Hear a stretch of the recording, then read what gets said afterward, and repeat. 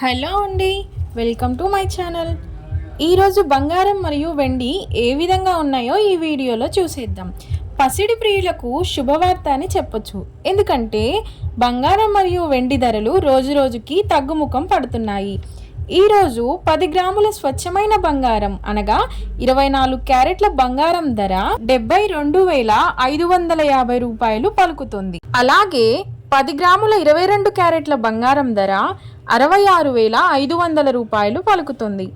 ఈ చొప్పున 24 క్యారెట్ల 1 గ్రాము బంగారం ధర 7,255 రూపాయలు పలుకుతుంది. ఇక 22 క్యారెట్ల 1 గ్రాము బంగారం ధర 6,650 రూపాయలు పలుకుతోంది.